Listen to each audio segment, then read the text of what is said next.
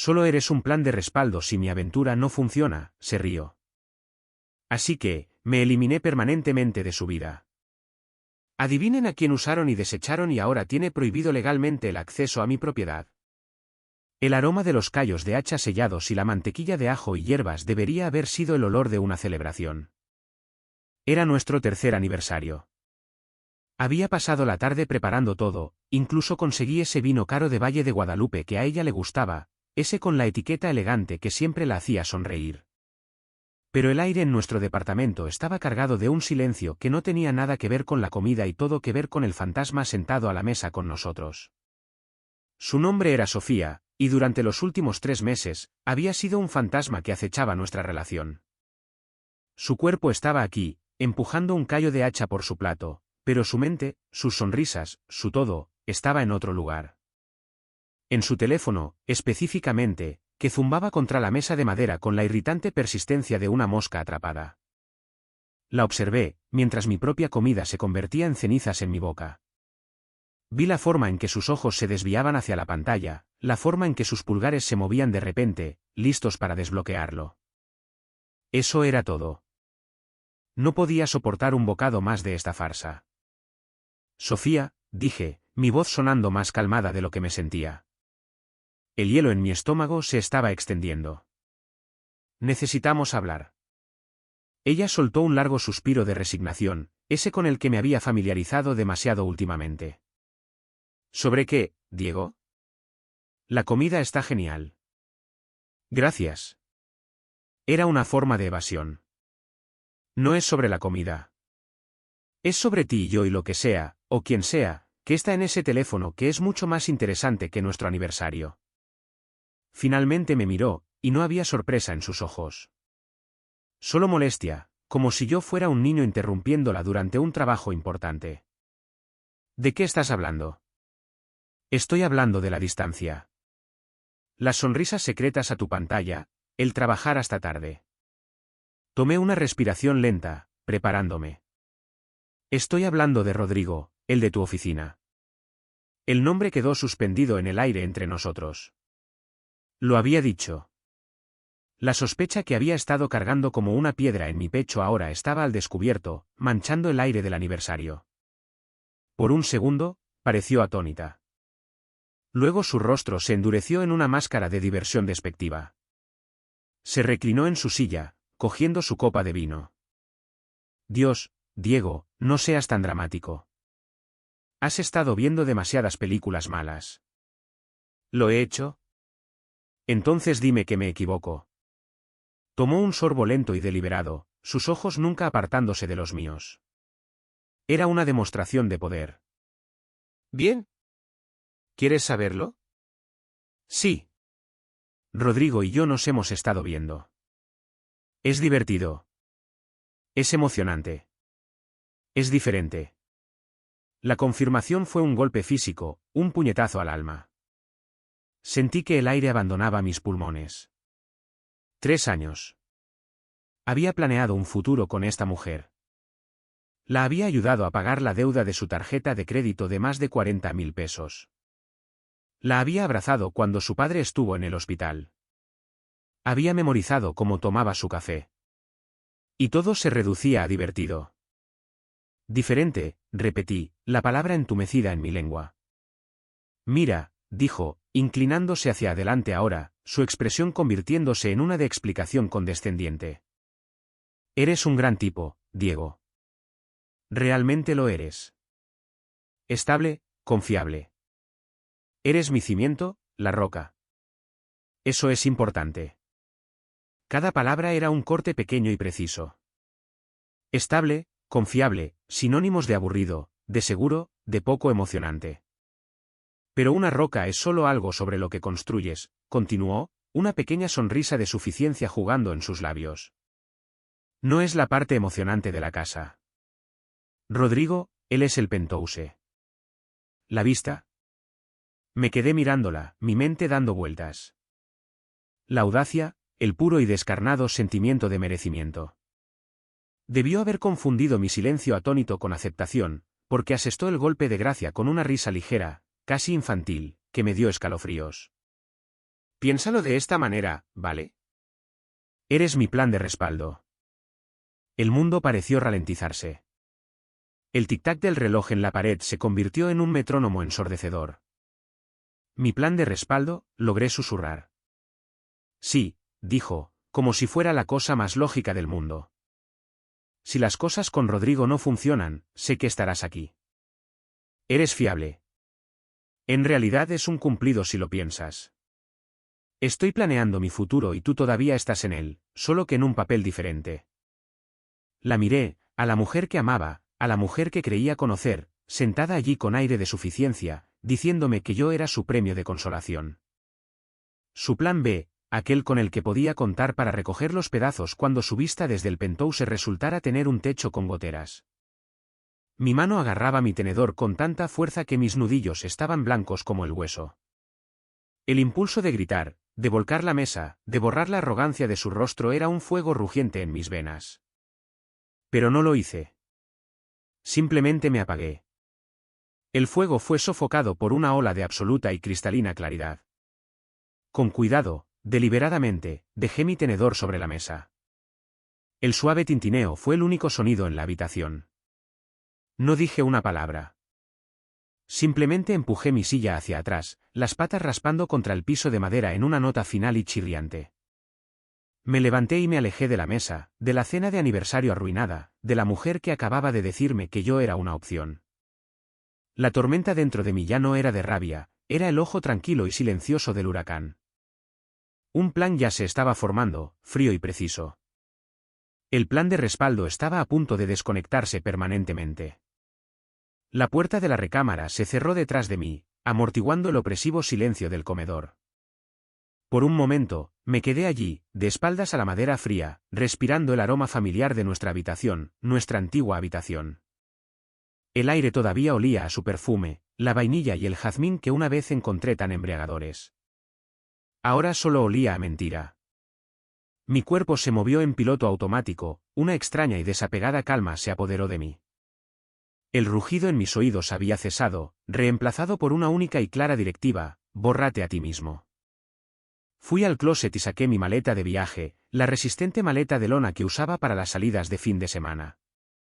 No necesitaba sentimentalismos. Necesitaba eficiencia. Abrí los cajones, mis movimientos mecánicos y precisos. Calcetines, ropa interior, una pila de playeras, 2 pares de jeans. Pasé de largo los suéteres que ella me había comprado, las playeras de recuerdo que habíamos conseguido en vacaciones. Estaba empacando para una nueva vida, no para un tour de recuerdos. La puerta se abrió detrás de mí. Sofía estaba allí, apoyada en el marco, con los brazos cruzados. La arrogancia había desaparecido, reemplazada por un ceño fruncido, confuso e irritado. ¿Qué estás haciendo?, preguntó, su voz teñida de impaciencia. No la miré. Cerré el cierre de la maleta y me dirigí al baño por mis artículos de aseo. Cepillo de dientes, rasuradora, desodorante.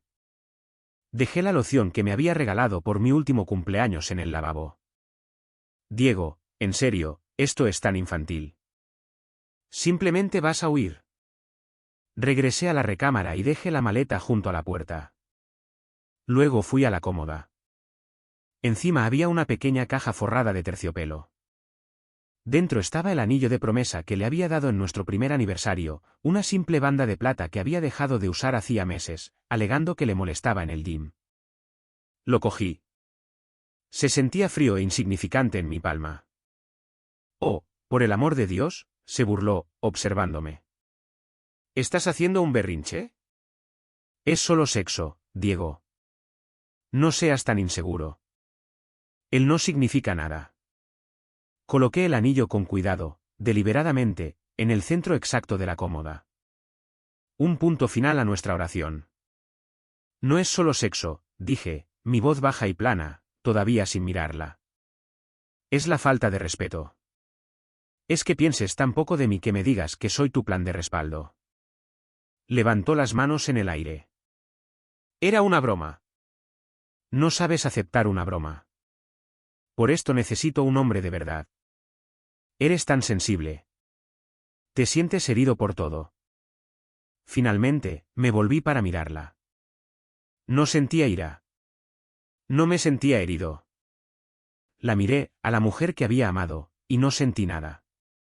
Era una extraña ruidosa y desagradable en la habitación que solía ser mi hogar. Cogí la maleta y me la eché al hombro. Nunca encontrarás a nadie que te aguante como yo lo hago, escupió, sus ojos ardiendo con una furia que estaba completamente fuera de lugar. Ella era la que había engañado. Ella era la que había sido cruel. Y sin embargo, era ella la que estaba enojada conmigo por no aceptar mi papel designado. Ya verás. Volverás en una semana, suplicando otra oportunidad. Alcancé la perilla de la puerta. La miré directamente a los ojos, mi expresión tan ilegible como la piedra. No hay ningún plan de respaldo, dije, mi voz inquietantemente tranquila. El sistema ha sido eliminado. Abrí la puerta y salí. No la cerré de un portazo. No miré hacia atrás. Simplemente la dejé abierta. Un vacío detrás de mí. Escuché su voz chillona perseguirme por el pasillo. Estás cometiendo un gran error. No eres nada sin mí, Diego. ¿Nada? Sus palabras rebotaron en el nuevo e impenetrable caparazón que me rodeaba. Significaban menos que el zumbido del elevador en el que entré. Mientras las puertas se cerraban, cortando el sonido de su veneno, saqué mi teléfono. Mis dedos se movieron con una facilidad rápida. Fui a mis contactos, encontré su nombre y presioné bloquear. Luego abrí Instagram, Facebook, WhatsApp. Bloquear, bloquear, bloquear. Tomó menos de 60 segundos. Cuando llegué al lobby y salí al aire fresco de la noche, Sofía había sido borrada digitalmente de mi vida. Respiré hondo, el aire de la ciudad llenando mis pulmones, limpiando los últimos restos del veneno de vainilla y jazmín. Aún no sabía a dónde iba. A un hotel, al sillón de mi amigo Beto, pero no importaba. Por primera vez en meses, me movía en una dirección que era enteramente mía. El plan de respaldo ya no estaba operativo. La misión principal ahora era yo mismo. La primera semana fue una neblina de funcionalidad insensible. El sillón de Beto era un santuario, un territorio neutral que olía a pizza rancia y detergente para la ropa en lugar de a traición. No lloré. No me enfurecí. Simplemente existí. Fui a trabajar. Respondí correos electrónicos. Asistí a reuniones. Todo mientras sentía que estaba viendo una película de la vida de otra persona. El mundo había perdido su color, su sonido amortiguado por un grueso panel de cristal. El silencio era la cosa más ruidosa que jamás había oído. No era la calma pacífica de un domingo cualquiera, era el silencio pesado y opresivo de un vacío donde antes había una persona. Mis dedos instintivamente buscaban mi teléfono para enviar un meme tonto o un mensaje de pienso en ti, solo para agarrar aire vacío. El miembro fantasma de nuestra relación dolía con un latido sordo y constante.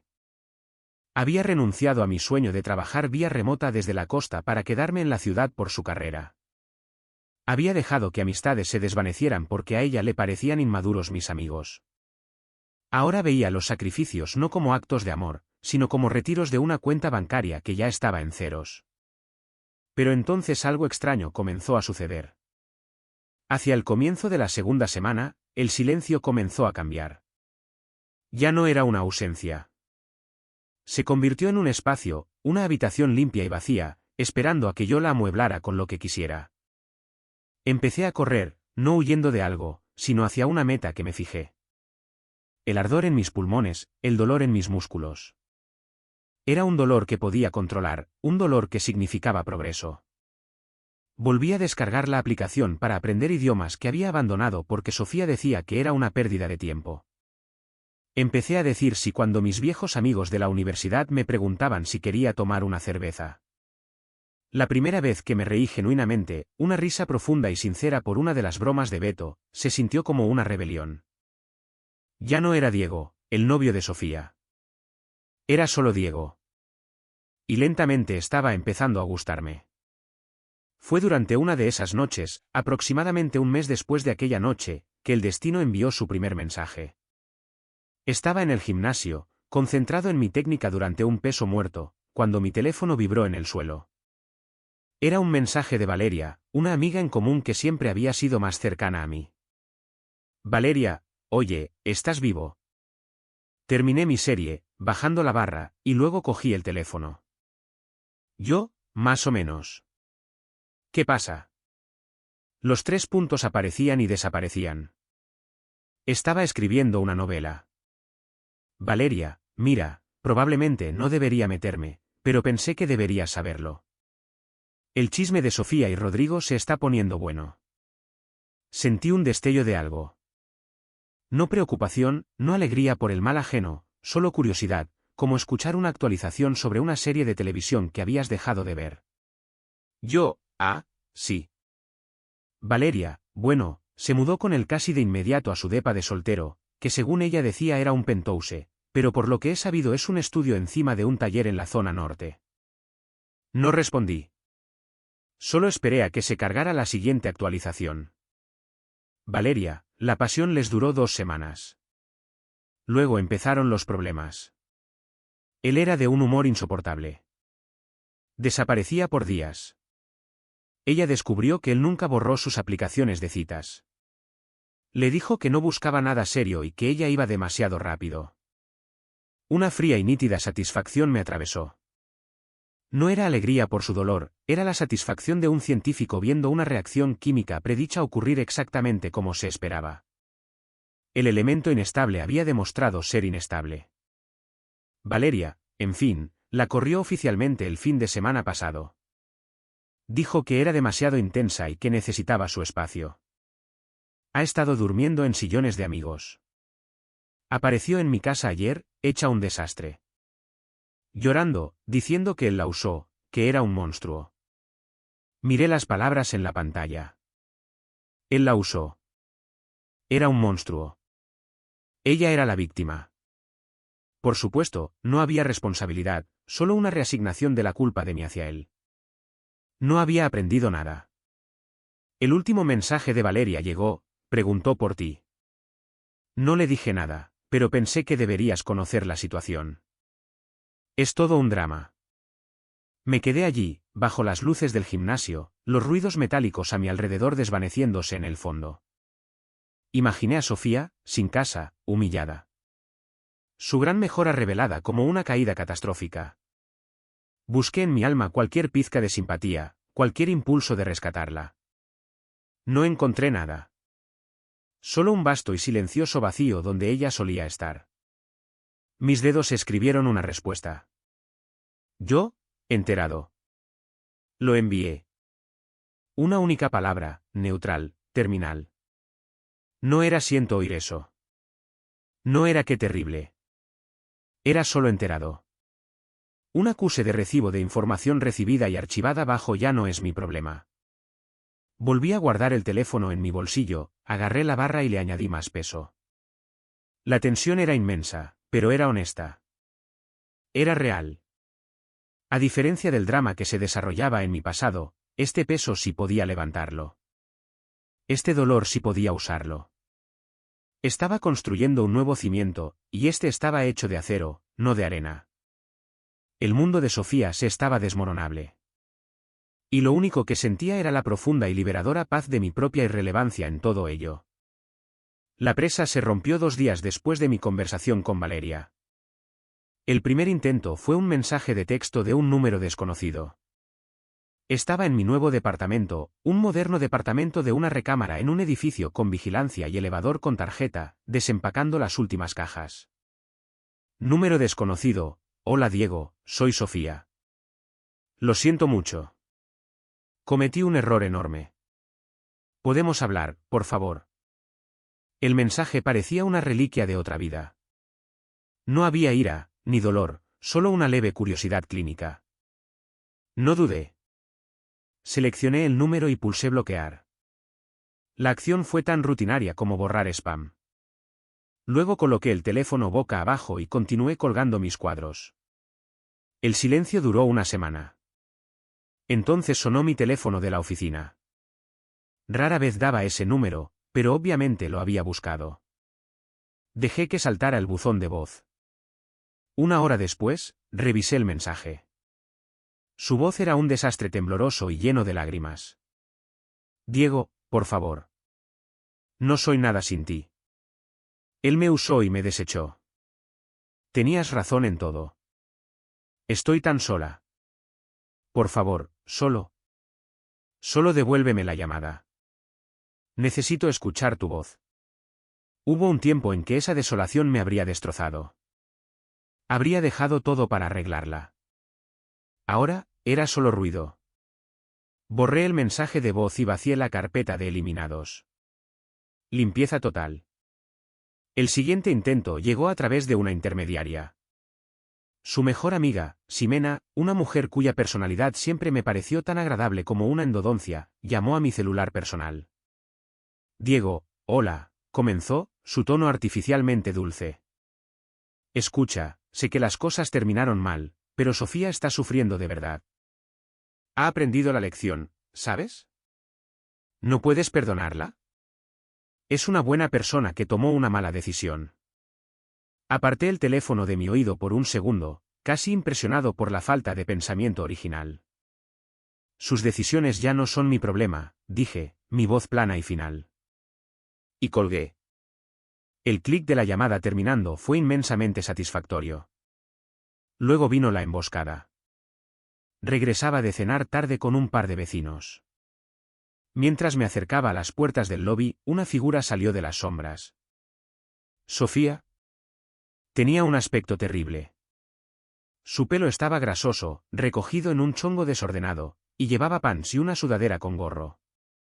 No la reconocí al principio, el fantasma de la mujer pulcra y arrogante de nuestra cena de aniversario había desaparecido hacía mucho tiempo. «¡Diego!», gritó, su voz chillona. Me detuve, pero no acorté la distancia entre nosotros. Los 3 metros de banqueta entre nosotros se sentían como un abismo de 1 kilómetro de ancho. Por favor, necesitamos hablar, suplicó, sus ojos grandes y desesperados. No, no necesitamos, dije, y me moví para pasar a su lado. Se interpuso en mi camino, bloqueándome el paso. Dije que lo sentía. ¿Qué más quieres de mí? ¿Quieres que te ruegue? ¿Es eso? Su voz estaba subiendo de tono, atrayendo la atención de una pareja al otro lado de la calle. Quiero que me dejes en paz. Se suponía que debías estar ahí para mí. Chilló, la máscara de desesperación rompiéndose para revelar la furia debajo. Ese era tu trabajo. Eres mi novio. No he sido tu novio desde que me dijiste que era tu plan de respaldo, respondí, mi tono aún peligrosamente tranquilo. Su uso del tiempo presente era una locura. Eres un infeliz frío y sin corazón. Escupió, su rostro contorsionado por una rabia tan pura que era casi impresionante. Te odio. ¿Me oyes? Te odio por esto. No me inmuté. Simplemente la miré, a esta extraña gritona y patética en la calle, y no sentí nada más que una profunda necesidad de que se fuera. La esquivé, entré en mi edificio y me acerqué al mostrador de vigilancia. Don David, le dije al hombre de servicio, señalando hacia la puerta. La mujer de afuera, su nombre es Sofía. No es residente y no se le debe permitir la entrada bajo ninguna circunstancia. Don David, un profesional de unos 60 años, asintió bruscamente. Entendido, joven Diego. No miré hacia atrás mientras caminaba hacia el elevador. Lo último que escuché fue el sonido ahogado de ella gritando mi nombre desde el otro lado de las puertas de cristal antes de que se cerraran herméticamente. La emboscada debería haber sido el final. No lo fue. El incidente fuera del edificio había sido un catalizador para su descontrol. Durante la semana siguiente, ella intensificó sus acciones. Comenzó a aparecer a todas horas, gritando mi nombre desde la calle hasta que don David amenazó con llamar a la policía. Dejó notas escritas a mano en mi carro, cartas confusas y manchadas de lágrimas que oscilaban entre profesar amor eterno y acusarme de destruir su vida. Ya no era una molestia. Era acoso. Era una amenaza para la paz que tanto me había costado construir. Mi respuesta no fue emocional. Fue legal. Fui al juzgado y solicité una orden de restricción. Presenté el mensaje de texto del número desconocido, el mensaje de voz, las notas que había guardado de mi carro. El juez, al revisar la evidencia de su creciente contacto no deseado, concedió una orden temporal. Un actuario le entregó los papeles en casa de su madre, donde se estaba quedando ahora. El silencio que siguió fue maravilloso durante unos 10 días. Luego, en una lluviosa noche de viernes, sonó mi interfón. Estaba en el sillón leyendo un libro, las luces de la ciudad borrosas a través del cristal mojado. Me acerqué y presioné el botón. Sí. Joven Diego, disculpe la molestia. Ha vuelto. Está insistente y parece que tomó de más. Le informé de la orden, pero se niega a irse. Podía escuchar sus gritos de fondo. Diego, por favor. Te amo. Una claridad fría y aguda se apoderó de mí. Esto terminaba esta noche, para siempre. Don David, llame a la patrulla. Dígales que una persona con orden de restricción está invadiendo la propiedad y se niega a irse. Hablaré con ella por el interfón hasta que lleguen. Enseguida, joven. Respiré hondo y presioné el botón del altavoz externo. Sofía, dije, mi voz resonando ligeramente a través del sistema. Los gritos cesaron. ¿Diego? Mi amor, déjame subir. Necesito verte. La policía está en camino, declaré, mi tono tan plano y directo como un reporte de noticias. Un instante de silencio, luego un sollozo. ¿Llamaste a la policía para que me llevaran? ¿Cómo pudiste? Eres una intrusa, dije, cada palabra un ladrillo que se colocaba en un muro entre nosotros, una molestia. No eres nada para mí. El sollozo se convirtió en un grito de odio puro. Maldito. Infeliz y egoísta. Después de todo por lo que he pasado, eras mi respaldo. Se suponía que debías estar ahí. Y ahí estaba. La verdad sin adornos. Su sentimiento de merecimiento al desnudo. En su mente, mi único propósito era esperar en la banca para el momento en que sus malas decisiones le explotaran en la cara. Sentí una sonrisa, fina y fría, tocar mis labios. La ironía era demasiado perfecta para ignorarla. Pensaste que estabas mejorando, pasando de un plan de respaldo a un hombre de verdad, dije, las palabras goteando un desprecio final. Parece que en realidad lo que conseguiste fue una orden de restricción. La ironía es casi poética. No hubo una respuesta coherente del otro lado. Solo un grito de rabia que fue interrumpido cuando solté el botón del interfón. Volví a mi ventana. Abajo, 2 patrullas se detuvieron, sus luces pintando la calle mojada con destellos de azul y rojo. Observé cómo los oficiales se acercaban a ella. La vi manotear salvajemente, señalando hacia mi edificio. Uno de los oficiales levantó una copia de la orden de restricción. Sus hombros se desplomaron. La subieron, no con mucha delicadeza, a la parte trasera de la patrulla. No miró hacia mi ventana. Era solo una figura pequeña siendo llevada por el sistema que ella misma había provocado. Me quedé allí hasta que la patrulla se alejó, sus luces desvaneciéndose en la noche. La calle estaba tranquila de nuevo, solo el suave repiqueteo de la lluvia lavándolo todo. Me aparté de la ventana. El capítulo de Sofía no solo estaba cerrado. Había sido legalmente sellado y archivado. Ahora era una no persona en mi mundo, una violación de una orden judicial, un dato en un reporte policial. Cogí mi libro, busqué mi página y me volví a sentar. Una paz profunda e inquebrantable se apoderó de mí.